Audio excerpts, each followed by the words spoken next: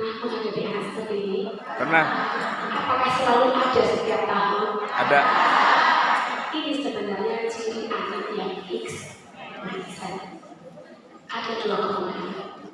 Anak yang fix mindset ini karena mungkin di keluarganya lingkungannya fix mindset atau kurang terstimulasi, atau bisa juga jadi mungkin dari bayi. Kan pertama karakter orang itu kan berbeda-beda, tetapi bukan berarti tidak bisa berubah. Oke, selanjutnya, guru SCI mulai melakukan yang namanya mindset intervention. Caranya bagaimana? Mendorong dia untuk mencoba lagi. Jadi ketika ada murid kita mungkin yang menangis, ada yang bilang nggak bisa, jangan malah dimarahin. Karena biasanya kalau ada murid yang tidak bisa, itu diapain? Ini turunan, bapaknya seperti ini. Mungkin si ibu guru ini pernah ngajar bapaknya itu ya, karena kami ada loh. Jadi guru kami itu ngajar cucunya. Jadi bapaknya si anak ini itu muridnya guru saya. Terus dia kembali lagi bawa muridnya. Jangan sampai ya, oh ini memang turunan, memang diajak ngomong aja susah gitu ya. Jadi jangan gimana? Nah, mengajari anak mantan itu tantangan sekali ya. Jadi anak mantan. Ya, jadi ketika kita melihat ada anak yang mungkin mudah putus asa, mudah menyampaikan kalau nggak bisa, kita harus dorong dia. Jangan bosan. Ayo kamu pasti bisa. Ayo dicoba lagi. Salah nggak apa-apa. Karena biasanya Bapak Ibu, anak itu takut salah. Karena biasanya juga orang tua dan gurunya takut salah. Coba kita berefleksi. Siapa yang ingin tanya tentang materi ini? Tuh, tidak ada yang tanya kan? Ada yang tanya, Bu. Gimana Bu? Oke.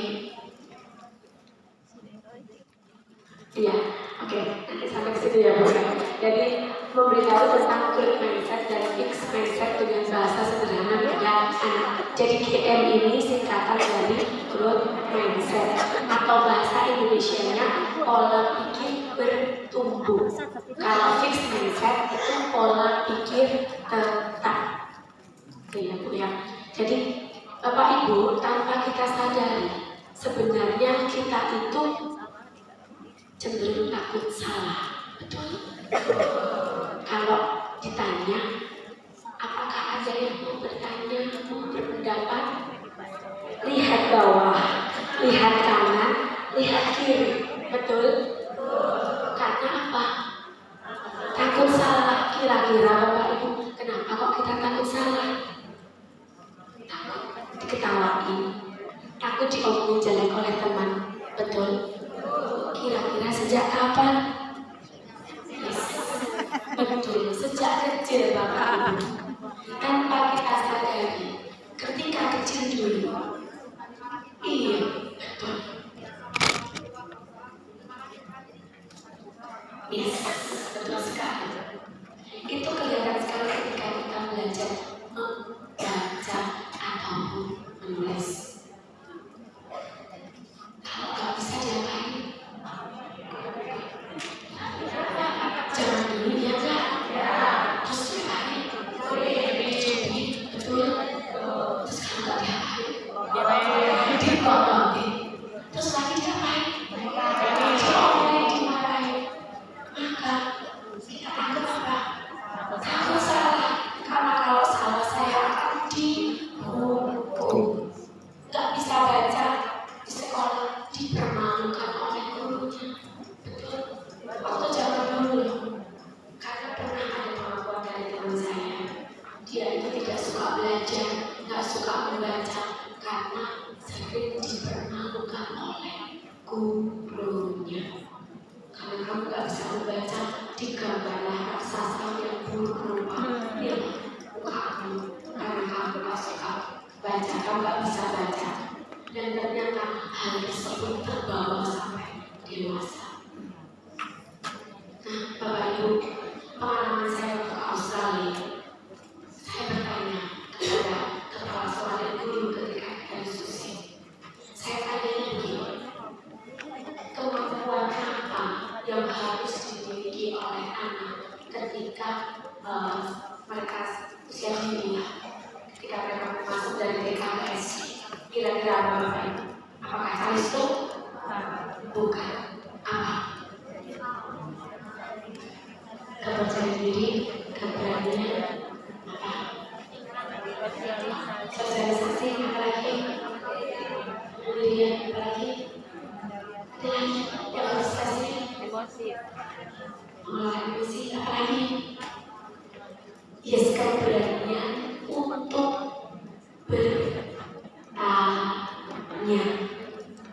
Jadi mereka itu sangat mendorong anak-anak untuk bertanya.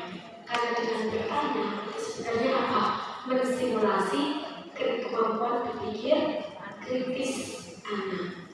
Tanya whatever any kind of questions, apapun pertanyaannya, kami tidak pernah mempermalukan atau mengecilkan pertanyaan anak. Nah, yang terjadi di Indonesia kadang apa Bapak Ibu? Ketika anak tanya benar-benar nggak tahu, gurunya kadang-kadang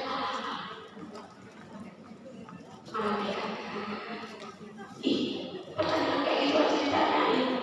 Pernah mendengar seperti itu? Atau pernah mengalami? Atau malah ditawain? Ya, betul Bapak Ibu. Iya.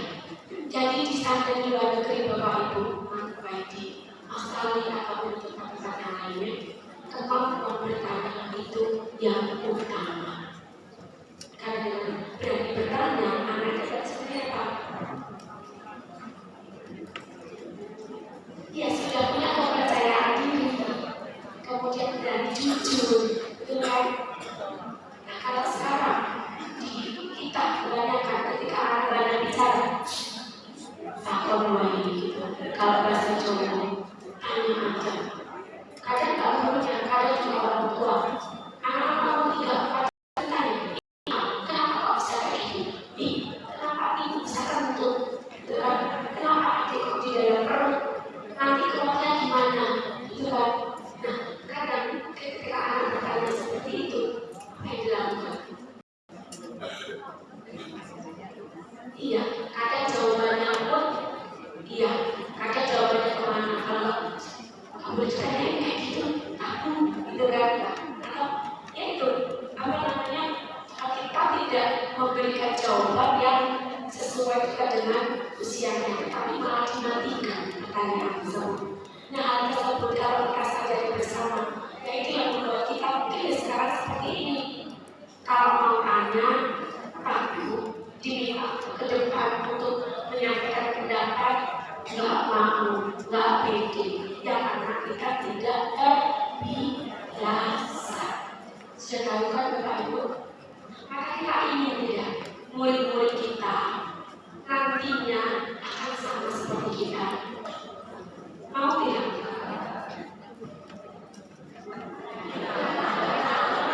Maunya jadi anak yang percaya diri ya. Maunya jadi anak yang berani bertanya. Maka kita kan tahu hal tersebut tidak tiba-tiba, tidak ujuk-ujukan, harus dibiasakan, harus distimulasi. Ketika ada murid yang bertanya atau ngomong, tapi kita sampaikan gantian ya, gantian ya, yang satu berbicara, yang lain mendengarkan. Kalau semua berbicara, apakah suara guru terdengar? Tidak. Seperti itu ya Bapak Ibu. Ketika kita menyampaikan satu hal pada anak, mari kita beri penjelasan yang rasional. Jangan kenapa Bu? Sudah berisik. Itu ya, karena keseringan saya lihat guru-guru itu sebenarnya gitu kan. Padahal untuk membuat orang fokus, apa harus tidak kan?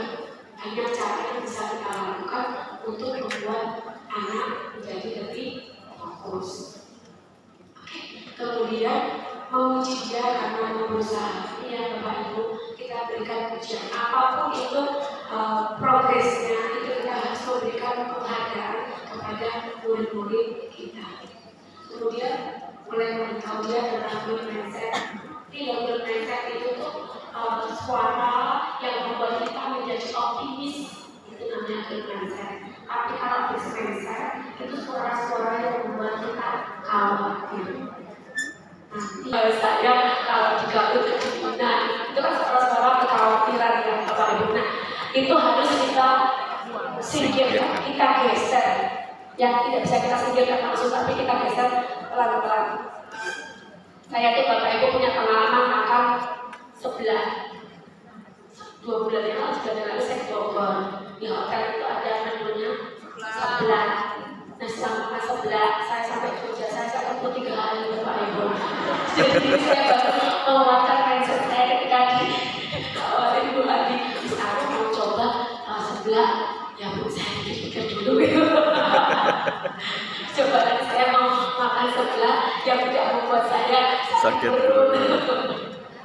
Oke, itu ya Bapak Ibu. Jadi growth mindset itu tidak bisa tiba-tiba, tetapi memang harus kita sadari kita punya pilihan. Mau memilih yang growth atau mau memilih yang fix. Oke, kemudian dijelaskan kepada dia tentang sikap positif pada belajar. Kita pun mungkin tidak begitu suka belajar. Betul tidak? Belajar kadang-kadang harus dipaksa ya. Ya, karena apa kira-kira Bapak Ibu? Ya, tidak biasa apalagi Bapak Ibu. Karena kita waktu belajar pertama dulu itu mengenakan atau tidak? Bukan tidak mengenakan sekali, tetapi kurang menyenangkan. Kita dulu belajar membaca, yang dibaca apa? Ini Ibu Budi, ini Bapak Budi. Sudah kenal belum sampai sekarang? Belum. Bapak Budi yang mana? Ibu Budi yang mana? Iya, Ibu Budi dan Pak Budi sekarang masih menjadi misteri. Ketika kita pengalaman banget nih belajar membaca, itu kan bukan karena kita cinta membaca, bukan karena suka, tapi apa? Karena dipaksa supaya nilainya bagus. Orientasinya pada nilai, bukan suka.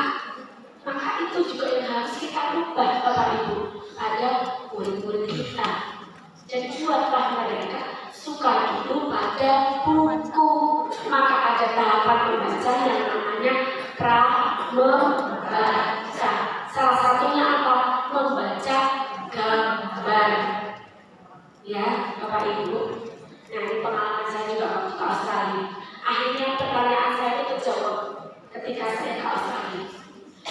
Selama saya jadi guru, saya itu selalu bertanya, kenapa ya orang-orang di luar negeri, cenderungnya di barat, itu kok kemana-mana membawa buku? Sebelum tidur, itu pasti dibacakan buku cerita. Beberapa kali saya menjadi bule, baik teman saya sendiri ataupun orang asing di bandara, di stasiun, mereka itu selalu membawa buku. Itu kayak bertanya, kok bisa seperti itu? Itu terjawab Bapak Ibu ketika saya Australia. Saya datang ke Monash Camp. Saya juga bareng sama Bu Novi yang dari Al-Fadilah ya.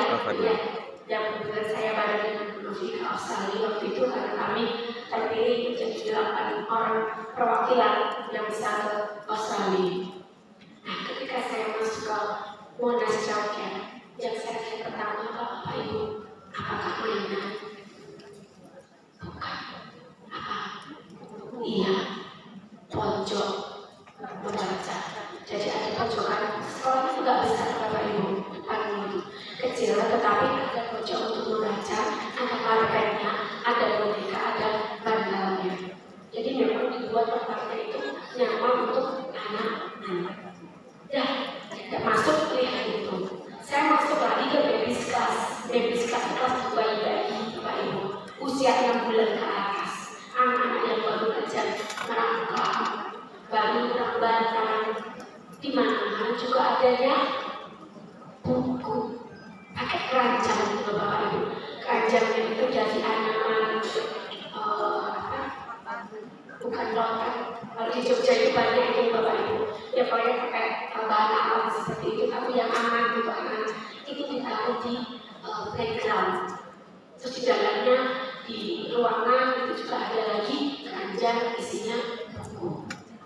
Kemudian saya naik ke kelas berikutnya, sama ada buku. Masuk ke TKA-nya buku lagi, ke TKP buku lagi. Terus hari selanjutnya saya ke Clayton, ke SD, sama Bapak Ibu. Saya masuk ruangan itu pertama yang saya lihat raknya itu nempel di dinding, isinya apa? Buku. Saya ambillah bukunya. Kalau berdebu berarti nggak ada debunya, Bu. Saya berarti memang buku ini sering dibaca. Kemudian kami dibawa ke aula seperti ini. Ini ya, buku. Jadi oh ya. Betul. Jadi mereka itu bisa membaca buku awalnya karena suka. Mereka cinta dulu sama buku, sama ceritanya. Barulah masuk ke pelajaran. Kalau kita nomor 1 pelajaran dulu. Padahal apakah buku-buku pelajaran semua menyenangkan? Tidak. Bapak jujur sekali. Itu Bapak ini yang harus kita ubah bersama-sama. Tidak hanya kita guru TK, tetapi juga guru SD. Maka saya senang sekali ketika saya sudah bersertifikasi narasumber nasional yang bisa memberikan ilmu ini untuk guru SD, SMP, SMA. Maka saya bisa bicara di depan guru SD bahwa ketika anak-anak masuk di kelas 1 itu tidak wajib bisa membaca, menulis. Karena selama ini mau masuk SD itu harus bisa membaca, menulis dan berhitung. Betul tidak? Betul. Sama Bu, sama Miss. Berarti harus ada jembatannya transisi mau SD ya. Menyenangkan. Nah, terus apakah di TK juga tidak boleh mencari-cari itu? Tidak. Boleh ya? Boleh. Boleh. Yang penting apa Bapak Ibu? Metodenya menyenangkan. Caranya juga menyenangkan. Anak-anak itu bisa belajar dengan efektif itu kalau lewat apa? Betul. Jadi pekerjaan anak-anak itu yang bermain. Maka tugas kita adalah merancang kegiatan bermain yang bermakna untuk anak-anak. Itu ya Bapak Ibu. Jadi mari kita kejar ketertinggalan negara kita. Ketinggalannya nggak tahun 2 tahun ya Bapak Ibu. Ketinggalannya itu 29-30 tahun. Bahkan saya pernah baca di sosial media ada yang bilang Indonesia ketinggalannya 100 tahun lah. 100 tahun. 1 abad. Tapi ya memang ketika kita menyadari bahwa kita itu mayoritas masih fixed mindset, betul tidak? Kalau dikasih tanggung jawab, tidak, dengan 1000 alasan. Betul. Itu juga orang fixed mindset. Ya, Bapak Ibu, kita sudah sama-sama belajar tentang growth mindset, maka mari kita pindah nih dari fixed menuju ke growth mindset. Ya, sikap positif belajar, menghadapi tantangan, belajar dari kesalahan. Salah itu tidak apa-apa. Jangan sampai ketika anak-anak pertama kali belajar menggambar ataupun mewarnai langsung jangan guys. Makanya pensilnya merah aja ya, daunnya warna hijau. Ya, sudah tidak zamannya lagi seperti itu ya Bapak Ibu. Ketika mereka pertama kali mewarnai, ya sudah, biarlah. Gak apa-apa, keluarga itu sebuah proses. Iya, sesuka mereka. Yang penting mereka senang dulu. Iya, ketika nanti lama-kelamaan mereka akan sadar.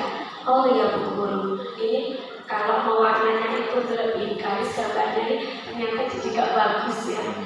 Iya, itu kan datang dari diri mereka sendiri. Ketika hal tersebut datang dari diri mereka sendiri, itu akan lekatnya lebih lama dibandingkan gurunya baru masuk pertama sudah anak-anak kita mau mewarnai gambar bunga. Ayo ambil pensil warna merah dan jangan lupa tidak boleh keluar garis. Stres, kasihan banget nih. Kali pertama sekolah langsung tukang pensil. Padahal sebelumnya belum pernah sekolah. Padahal Bapak Ibu sampai pegang pensil itu ada tahapan yang harus dilalui. Betul? Belajar dulu meremas, belajar dulu merobek, belajar dulu menjahit pakai list sepatu, belajar dulu mencocok. Betul kan? Jangan ujuk-ujuk masuk hari pertama. Nih guru bagikan pensil, yuk kita tulis angka 1. Pulang langsung nangis, besok harus sekolah lagi. Ya, betul ya Bapak. Jadi menurut saya anak-anak mereka itu yang utama dan pertama itu adalah kita buat mereka itu senang dulu ke sekolah, senang dulu sama gurunya, senang dulu sama pak gurunya. Betul? Kita loh Bapak Ibu yang dewasa, kalau sudah jatuh cinta, disuruh ngapain aja mau kan? Rumahnya jauh, ngapainnya jauh-jauh, mau kan? Mau. Setelah menikah, mau nggak beda-beda? Oke, maksud saya, ketika anak ini sudah suka sama gurunya, sudah cinta sama gurunya, itu kita akan mudah untuk mengarahkan anak untuk mencintai pembelajaran yang sudah kita rancang. Iya. Ya, kesalahan adalah karena anak sedang berkembang dan belajar dan tidak perlu sedih serta frustasi. Ibu lanjut. Ya, ini ya, ternyata setelah ada intervensi dari guru tersebut, Asri lebih percaya diri. Dia mau mencoba hal baru, dia berusaha mendapat teman baru, dia juga berusaha mau menghadapi tantangan dan dia tidak perlu sedih dan frustasi. Oke, lanjut Bu. Di akhir tahun, ternyata luar biasa. Dia senang berpartisipasi, penuh dengan rasa ingin dan lebih percaya diri pada saat mengerjakan tugas-tugas yang sulit. Saya juga lakukan hal ini kepada murid saya dan hasilnya juga luar biasa sekali. Lanjut Bu. Oke, lanjut. Oke, ini ya Bapak Ibu. Do you have a good mindset? I love learning. Oh, saya suka belajar. Ini tanda anak yang punya good mindset. I love the challenge. Saya suka tantangan. I always try hard. Saya selalu mencoba dengan keras. I use feedback to get better. Saya menggunakan umpan balik masukan untuk menjadikan saya lebih baik lagi. I'm inspired by my friend. Saya terinspirasi oleh teman-teman saya. Sekolah kami punya kelompok angklung Bapak Ibu. Awal ketika kami ketua angklung pertama kali gak menang. Yang kedua sudah mulai menang, juaranya masih harapan. Dan setelah berproses, ini setelah pandemi itu kami baru mengikuti 2-3 tahunan terakhir. Sekolah kami angklung itu sering dapat juara 1. Plus baru saja kami diundang di Istana Negara Jogja di gedung angklung untuk main untuk menyambut tamu-tamu VIP ketika 17 Agustus yang kemarin. Iya, Bapak Ibu. Dan itu yang kami lakukan kepada anak kita. Kita beritahu, kita akan ikut lomba. Ketika kita ikut lomba, itu pasti ada menang, ada juga yang kalah. Kalau kalah, boleh tidak menangis. Boleh sedih, boleh. Kalau nangis boleh sebentar aja. Tapi nggak boleh lama-lama. Terus ada juga kesempatan kita untuk menang. Kalau menang gimana? Apakah harus sombong terus ngecek-ngecek temennya nggak menang? Tidak boleh. Iya, itu sudah kita pegangan pada anak kita. Jadi murid-murid kita itu sering kita ajak berdialog, berdiskusi. Kemudian kalau kalah, kira-kira kenapa ya kita kok hari ini belum bisa bawa piala? Itu anak-anak bisa jawab belum? Kita latihannya kurang fokus. Nah, itu kita gali, Bapak Ibu. Oke, kalau kurang fokus berarti apa? Besok lagi kita harus lebih fokus. Jadi kita gali sesuatu hal yang membuat anak-anak mungkin kalah atau kecewa itu menjadi sesuatu hal yang baik untuk kemudian hari. Murid kami TKA, TKB yang kemarin, yang ini sekarang ada 87. Sedangkan ketika pentas di gedung aku itu hanya boleh 33 anak yang pentas. Kan harus seleksi. Nah, itu pun kami bicarakan pada anak-anak supaya apa? Anak-anak yang tidak terpilih itu tidak merasa apa ya? Merasa nggak pinter, merasa rendah diri. Seperti itu kita berikan semangat juga untuk anak-anak. Begitu juga anak-anak yang terpilih. Jadi Bapak Ibu, kami itu sering ngajak anak-anak itu ngobrol. Kami sering ngajak anak-anak itu berdialog. Karena anak-anak itu sebenarnya manusia tapi memang usianya masih kecil. Tapi kadang kita itu kurang mendengarkan suara anak. Yang di kelas yang didengar itu siapa? Suaranya guru terus. Kita kurang mendengarkan suara-suara anak. Anak-anak ngomong sedikit, anak-anak mau berpendapat, terus giliran ketika kita diskusi, anak-anak udah mulai diem. Kok diam aja? Nah iya, kan mesti diem sama bu guru. Itu ya, Bapak Ibu. Lanjut Bu.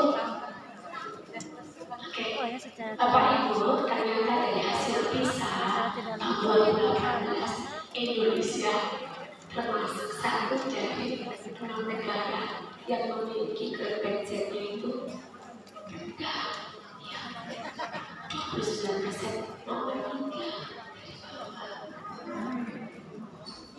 Dan ternyata ini juga relate atau berhubungan atau dengan hasil PISA tahun 2022 tentang literasi dan numerasi.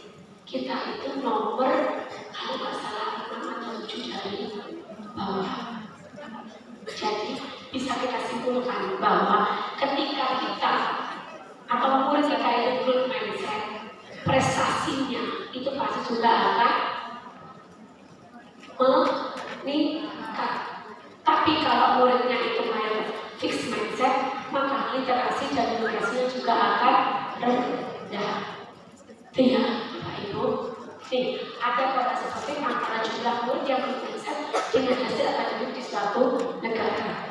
Dan guru yang growth mindset itu memiliki pengaruh yang besar kepada anak.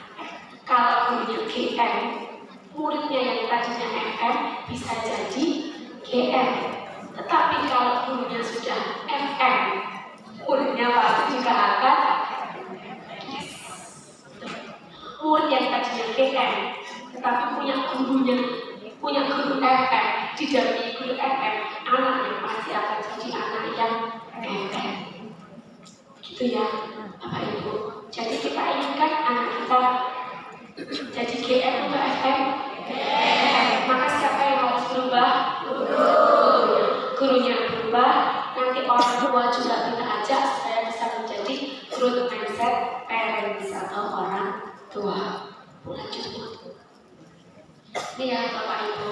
Jadi pola pikir itu akan mendikte tindakan yang dilakukan serta menentukan hasil yang diperoleh. 80% hasil itu ditentukan oleh pola pikir. Lanjut Bu. Iya, kalau kita lihat di piramida, pola pikir itu yang paling bawah, fondasinya sebelum keterampilan dan alat. Kemudian pola pikir merupakan cara melihat dan cara berpikir saat menghadapi masalah. Kemudian berperan juga untuk memperluas cara seseorang dalam melihat dan berpikir. Lanjut Bu. Oke, mengapa manusia itu berbeda-beda? Nih ya Bapak Ibu, karena kita itu kan tergantung dari diri kita. Seberapa sering kita mengasah mindset kita, pola pikir kita. Nah, ada yang namanya tadi yang fix dan ada yang namanya growth. Teori mindset ini yang meneliti itu namanya Carol Dweck. Dia meneliti tentang mindset itu cukup lama, lebih dari 20 tahun Bapak Ibu. Lanjut. Iya Bapak Ibu, cara gesernya, cara belajar mengenai secara PPT. mindset, bahwa suara yang menimbulkan kita khawatir itu seperti ini.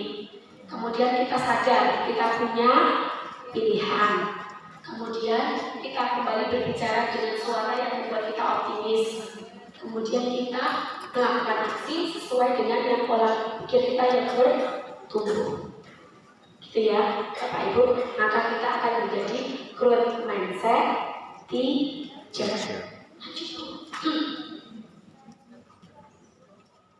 Yes. Ini ada beberapa contohnya. Nanti materi setelah terakhir akan saya berikan kepada Bapak Ibu. Saya lihat beberapa saja. Kalau saya gagal, berarti saya tidak mampu. Sering tidak kita merasa seperti itu? Sering. Berarti masih Fix. harus ganti. Kalau saya gagal, berarti saya harus belajar lalu mencoba lagi. Saya ikut lomba guru berprestasi tahun ini, tapi saya gagal. Ya memang saya juga mampu, memang saya nggak bisa. Ngapain mau coba lagi? Itu pemikiran yang PM. gak apa-apa, tahun ini saya gagal. Tahun depan saya akan lebih mempersiapkan lagi. Saya akan mencoba lagi. Itu ya Bapak Ibu. Kemudian ini sering nih Bapak ini. Kesalahan menunjukkan teman saya sehingga harus dihindari demi menjaga nama baik. Kalau guru terlihat salah, itu mesti malu ya. Gimana nama baik saya? Gitu kan? Maka kita menolak ketika kita diberi tugas karena takut Salah. Kesalahan merupakan sebuah proses belajar dan peluang untuk meningkatkan potensi diri. Ini ya Bapak Ibu, ini beberapa contoh tentang suara fixed mindset dan suara growth mindset. Silahkan jawab di dalam hati Bapak Ibu sendiri. Saya lebih banyak fixed mindsetnya. Bapak senyum-senyum. Iya Pak. Betul Pak. Iya. Saya juga waktu kemarin juga gitu Pak. Tapi saya bayangkan sekarang lebih mendengar suara yang membuat saya lebih optimis. Pertama kali saya mengisi guru-guru SMP sama Bapak Ibu. Kira-kira saya bisa nggak ya jadi guru SMP? Ada puji Tuhan. Berakhir, oke. Kemudian waktu saya diundang menjadi narasumber nasional, saya lihat tuh Bapak Ibu daftarnya. Dokter. Widya Prada. Di Indonesia itu kan hanya ada 220 berapa gitu Bapak Ibu. Se-Indonesia yang menjadi narasumber. Dan itu kami tidak hanya dari TK, yang TK itu nggak sampai 20 Bapak Ibu, hanya 7 atau berapa. Nah, ketika kami harus bersama-sama di dalam kelas dengan tadi yang para dokter dan ada orang-orang hebat. Di kelas saya itu hanya 2 yang dari TK, yang satu pengawas, yang satunya saya. Tapi ketika saya memutuskan untuk oke, saya mau berangkat, saya belajar dulu Bapak Ibu. Ada cukup banyak buku referensi yang harus saya baca. Itu saya baca semua. Saya buat mind mapping. Alhasil ketika saya di kelas, ketika berproses berdinamika, kita tidak diberitahu bahwa akan ada reward untuk the best person di kelas. Nggak ada informasi Bapak Ibu. Saya hanya melakukan yang terbaik. Dan ternyata di akhir ketika penutupan diumumkanlah ada 7 kelas Bapak Ibu. Dari kelas A yang termindful siapa gitu. Saya kan duduk di meja sekarang ini. Saya bilang sama teman-teman saya, nggak mungkin lah saya. Nama saya dipanggil Bapak Ibu. The most mindful person dari kelas F adalah Ibu Anastasia Alamsari. Kaget saya. Dan ternyata Bapak Ibu itu menunjukkan bahwa sebenarnya meskipun kita orang bilang hanya guru TK, betul? Hanya guru PAUD. Ketika kita mau belajar, ketika kita mau berusaha, bisa nggak Bapak Ibu? Bisa. Ya, jadi semua tergantung dari kita mau atau tidak. Saya berkali-kali Bapak Ibu ikut impact itu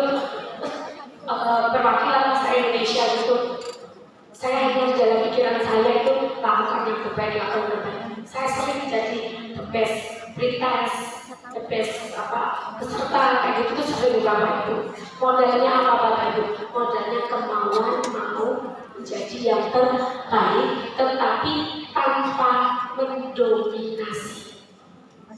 Ya, karena kan ada kita ketemu ya orang-orang ketika ketemu pertama aja sudah ngatur banget, sudah mendominasi banget.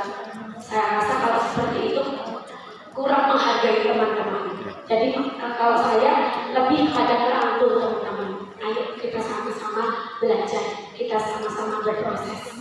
Gitu ya Bapak Ibu. Jadi jangan pernah merasa paling hebat. Karena ketika kita sudah merasa paling hebat, merasa paling pintar, sebenarnya itu adalah pintu kehancuran untuk kita sendiri. Saya sudah sering dengan narasumber, tetapi saya juga sering ikut seminar.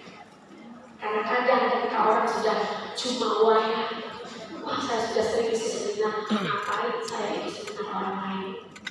Padahal ketika kita ikut seminar, saya belajar, oh cara berbicara dengan mungkin audiens seperti ini, caranya seperti ini, oh ini seperti ini. Selalu ada hal baik yang bisa kita pelajari dari setiap impact ataupun seminar. Gitu ya Bapak Ibu. Tapi kembali lagi tergantung pada diri kita. Lanjut Bu. Intervensi ya, kita sudah pelajari. Lanjut Bu. Oke, ini tahap intervensi tadi juga sudah. Di hubungan murid ya Bapak Ibu. Murid dan guru hubungannya itu harus dinamis, harus seimbang. Ya, di pembelajaran mendalam ini ada yang namanya istilah memuliakan.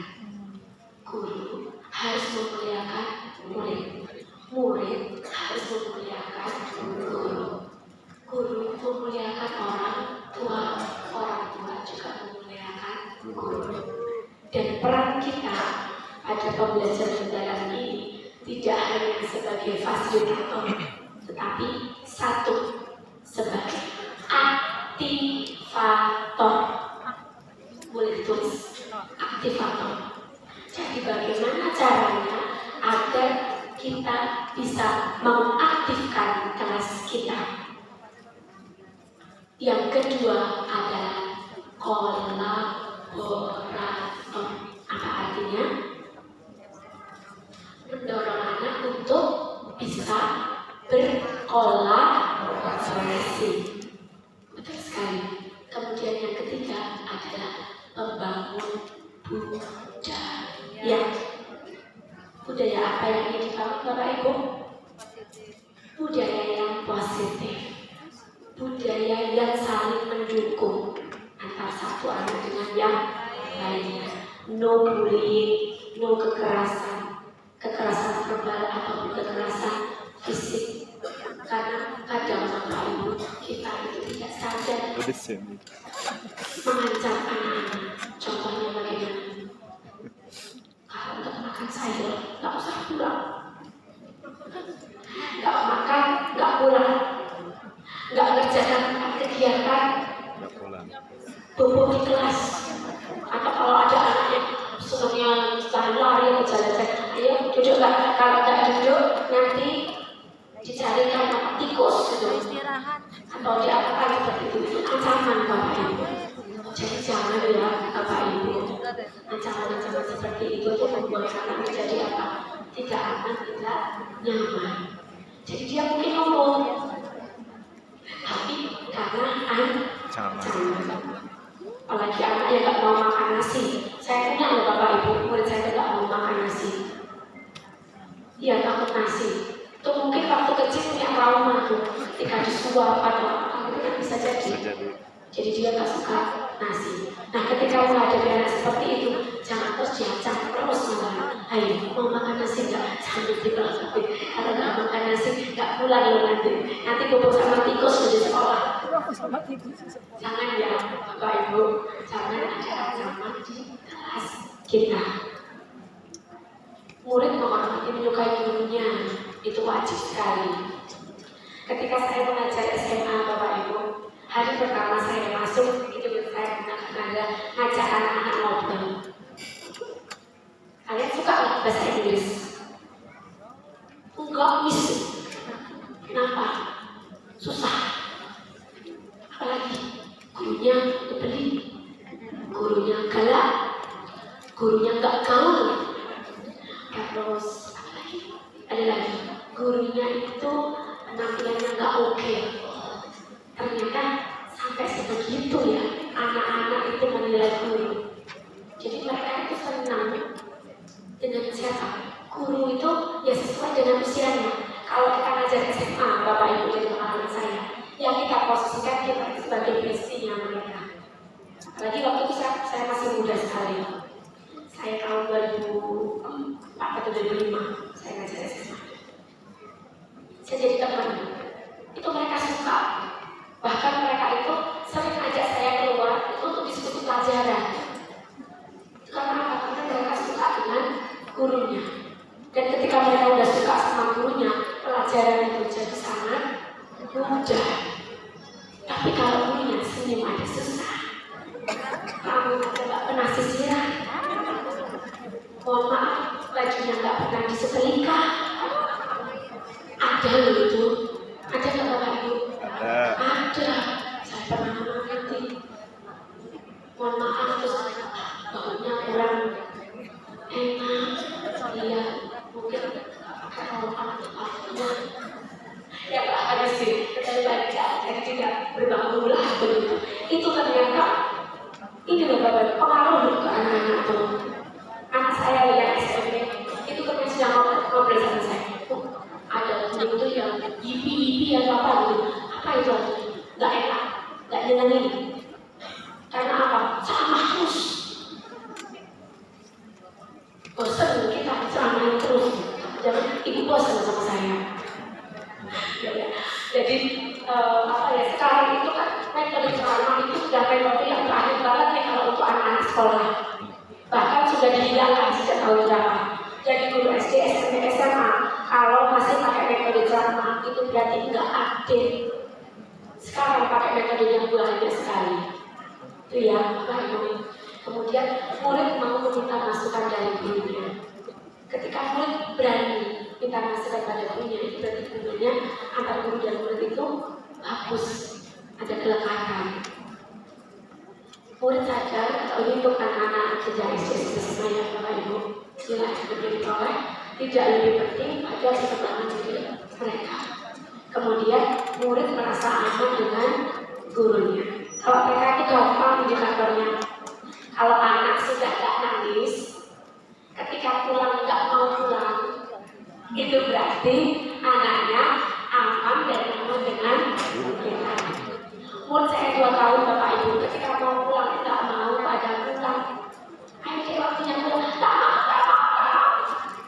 Mau sama Miss, tak mau sama Mama, gimana coba? Iya, karena anak-anak merasa aman dan aman dengan gurunya. Maka jadi guru TK kalau nggak bisa senyum. Kalau saya ada sapi di mana-mana sekolah saya itu ada cermin. Untuk apa?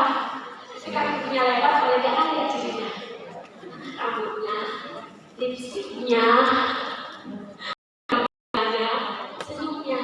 Senyumnya ibu. Coba mana bu senyumnya bu? Mana senyumnya bu? Senyum bayar tidak? Tidak. Maka jadi guru TK kalau nggak bisa senyum, jangan jadi guru TK. Betul, jangan jadi guru TK karena kepepet nggak ada kerjaan yang lain. Ya, jangan jadikan kelas choice. Kalau saat ini karena memang sudah bersih ya mari kita perbaiki diri kita. Anak-anak itu senang dengan gurunya yang happy. Tapi guru boleh nggak merasa sedih di depan murid? Boleh. Supaya apa? Mereka juga tahu.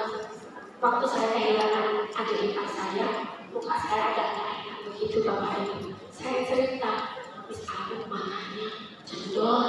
Ini kami kebanyakan nangis. Karena apa? Miss aku baru saja kehilangan adiknya Miss aku. Jadi boleh nangis. Karena anak-anak harus kita ajarkan juga berekspresi.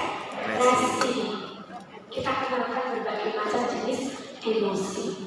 Sedih itu boleh, apalagi waktu awal-awal sekolah ya, berpisah sama mamanya itu, wah nangis-nangis ya. Saya bilang, nangis boleh, tapi jangan lama-lama ya. Udah pelan-pelan, sampai sekarang anak saya toddler 2-3 tahun, kemarin cuma butuh 2 minggu. 2 minggu aja nangisnya, sekarang malah mamanya pulang. Sampai sini aja mamanya sudah disuruh pulang. Ya, Bapak Ibu, jadi kita harus bisa membuat murid kita itu cinta, suka pada kita. Lanjut Ibu. Ini ya Bapak Ibu, pujian itu ada 2 jenis. Pujian proses dan pujian pribadi. Pujian proses contohnya, kamu pasti sudah bekerja keras. Tapi kalau pribadi, kamu hebat, kamu pintar. Ketika kita bilang kamu hebat, itu kan yang dipuji pribadinya, jadi kurang jelas. Tapi ketika anak tersebut memang lomba memindahkan bendera, kamu keren sekali, kamu pasti sudah bekerja keras dengan berlari sekencang-kencangnya. Jadi mereka merasa dihargai prosesnya. Itu ya. Nah, kita sekarang sudah masuk ke pembelajaran bendera. Bapak Ibu, masakan kita itu kan sekarang susah sekali diprediksi, betul? Perubahan itu bisa terjadi dengan hitungan detik. Bapak Ibu mendapatkan permen banyak nggak kemarin? Banyak. Permen tidak semuanya 9, 10, 11, 12, 13 itu kan beruntun banget, betul? Perubahan CP panduan aja mungkin baru dapat, sudah ada yang baru lagi, sudah dapat belum Bapak Ibu? Yang CP nomor 13 sudah belum? Kalau belum nanti kirim ya Bu. Oke, nah perubahan itu sekarang itu sangat cepat sekali. Pekerjaan banyak yang hilang, tetapi banyak juga yang baru. Banyak juga mereka yang jadi konten kreator, betul? Dulu ada nggak konten kreator? Nggak ada. Ada nggak food vlogger? Nggak ada. Sekarang orang kerjaannya ke kota-kota luar negeri hanya ngekspos makanan aja ada, uangnya banyak, betul kan? Karena apa? Zaman sudah berubah. Banyak juga pekerjaan yang hilang. Contohnya Pak Pos. Jadi kalau kita nyanyi lagu kring kring kring ada sepeda, bukan lagunya kita nyanyi Pak Pos tuh. Iya, bukan. Aku tukang pos, saja sekali. Siapa saja aku datangi, tidak kupilih miskin dan kaya. Kring kring pos. Sekarang ada nggak kring kring pos? Adanya apa? Shopee. Paket. Itu ya, Bapak Ibu. Jadi kalau kita kenalkan pekerjaan Pak Pos, jadi sekarang agak kurang relate. Iya. Betul ya? Betul. Adanya Pak Paket. Ya. Jadi kita harus update ya jadi guru Bapak Ibu. Kemudian pengalaman saya Bapak Ibu, waktu ke Australia itu saya ke supermarket. Lihat tempatnya cukup besar di Melbourne. Saya belanja, kemudian saya cari kasirnya. Nggak ada. Ada di mesin. Jadi saya barcode sendiri, bayar sendiri, kemudian dapat kembalian juga dari mesin itu. Jadi perubahannya sudah sampai seperti itu. Dan di Jogja sekarang sudah ada 2 tempat yang seperti itu. Namanya Uniqlo, kalau Bapak Ibu tahu, dari Jepang itu. Jadi kalau belanja di Uniqlo itu kita ambil sendiri, kita barcode sendiri, kita bayar sendiri, kemudian tidak dapat tas. Jadi harus bawa tas sendiri. Kemudian juga McD kalau di Jogja, McDonald itu juga sudah tidak ada kasirnya. Waktu saya kembali juga sama. Jadi ketika masuk sudah tinggal pencet-pencet aja, terus nanti kita duduk nanti sudah tinggal diatur kalau kita ambil. Seperti itu ya Bapak Ibu. Jadi kalau Bapak Ibu kebanyakan sekarang jumlah CS, jumlah hasilnya itu juga tidak sebanyak dulu. Betul? Ini salah satu yang namanya perubahan zaman dan masa depan itu susah sekali diprediksi. Maka apa sih yang harus kita pegangan pada anak-anak kita? Nanti kita lihat di poin terakhir. Iya, Bapak Ibu tadi kita sudah bahas. Ternyata growth mindset itu berperan sangat besar tentang tadi yang literasi numerasi. Growth mindsetnya itu rendah, literasinya juga rendah. Kemudian Bapak Ibu, bonus demografi 2035 dan visi Indonesia 2045. Apa visinya? Mencetak generasi keras lagi. Bukan Cemas. Generasi cemas. Kira-kira kalau kita gini-gini aja, tetap mindset, tetap pembelajarannya ya sudah begini saja, kita kira-kira bisa nggak jadi Indonesia emas? Jadinya Indonesia apa? Lemas dan lemas. Indonesia cemas. Mungkin mulai sekarang ya sudah agak cemas ya. Tapi saya yakin ketika kita sama-sama bergerak, tidak hanya di Jogja, tidak hanya di Jakarta, tidak hanya di Kalimantan, tidak hanya TK, SD, tapi ketika semua pendidik mau bergerak, saya yakin kita bisa mewujudkan Indonesia emas. Kalau seandainya besok jadi Indonesia cemas, berarti yang salah siapa? Kita. Siapa Pak? Yes. Salah bapak Salah satunya adalah guru. Ya, guru itu terdepan dalam masa-masa perubahan. Jadi kalau gurunya yang anak-anak baik, biasa-biasa aja, ya kita di Indonesia emas akan terwujud, bukan Indonesia emas. Kemudian kompetensi masa depan, ada kompetensi abad 21. Apa saja Ibu Bapak? Kompetensi abad 21. Critical thinking, kreatif, kolaboratif, sama satu lagi, satu lagi, Komunikasi. komunikasi. Jadi kemampuan abad 21 itu 4C, 4C. Komunikasi, kreatif, critical thinking, dan kolaborasi. Nah, sebenarnya dari 4C inilah muncul 8 DPK atau 8 profil, dimensi profil lulusan. Nah, Indonesia itu mengadopsi juga 6 ini adalah kompetensi yang diambil oleh deep learning. Jadi kalau internasional itu menggunakannya pendekatannya deep learning. Nah, pada deep learning ini yang Michael Fullen ini kemampuan 4C-nya ini dapat tetapi jadi 6 ditambah citizenship atau kewargaan plus character atau karakter. Itu deep learning. Kita mengadopsi dari deep learning, namanya pembelajaran mendalam. Pada pembelajaran mendalam, dimensi profilnya jadi 8. 4C tadi, ya kan? Ada apa tadi Bapak Ibu? Komunikasi, kolaborasi, kreatif, critical thinking. Kemudian kalau yang punyanya Michael Fullen itu kan citizenship, betul kan? Citizenship, kewarganegaraan itu diambil. Kemudian ada karakter. Di Indonesia karakternya dicapkan menjadi 2, keimanan, ketakwaan kepada Tuhan Yang Maha Esa plus kemandirian. Betul kan? Sudah 7. Ditambah 1 lagi Bapak Ibu, apa itu? Kesehatan. Itulah.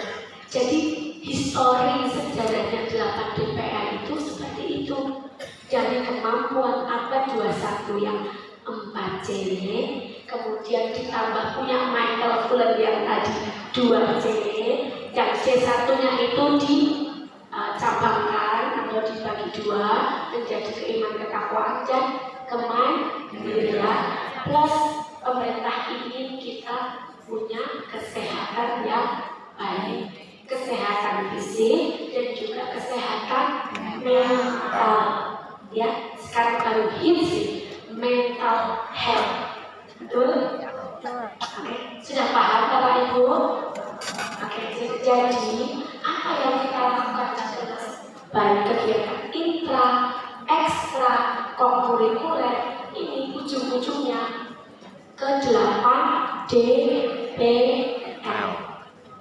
Jadi kita usahakan rancangan kegiatan main, rancangan program sekolah itu mengacu kepada 8 dimensi profil lulusan. Karena di 8 DPL itu muatannya adalah kemampuan abad 2. Sudah jelas? Jelas belum? Jelas atau belas? Belas itu kalau orang Jogja bilangnya sama sekali nggak tahu. Jelas atau belas? Yang belakang? Terima kasih. Lanjut dulu. Iya, Bapak Ibu tadi sudah sebut hasil PISA terendah. Sudah apa? Ya, itu masa lalu, masa depan lebih baik. Lanjut. Nah, kita sudah masuk ke geografi ini, Bapak Ibu. Ya. Jadi pada pembelajaran dalam ini merupakan pendekatan ya. Jadi bukan kurikulum. Pendekatan yang memuliakan, yang menghargai dan menghormati, saling ya, Bapak Ibu. Guru posisinya tidak lebih rendah dibanding murid. Begitu juga murid tidak lebih rendah dibanding guru. Guru tidak lebih rendah dari orang tua. Meskipun ketika sekolah orang tua ada yang membayar. Bukan berarti ketika sudah membayar uang sekolah orang tua bisa semena-mena kepada guru. Iya, Bapak Ibu. Dengan menekankan pada penciptaan suasana belajar, sudah ya tadi ya yang positif, proses pembelajaran. Nah, ini adalah prinsipnya berkesadaran, bermakna, dan menggembirakan. Nanti kita akan lihat lebih lanjut melalui olah pikir, olah hati, olah rasa, dan olah raga. Mari kita semua berdiri bersama untuk olahraga. Yang berdiri. Ada yang bisa membantu saya menyanyi lagu Naik Delma?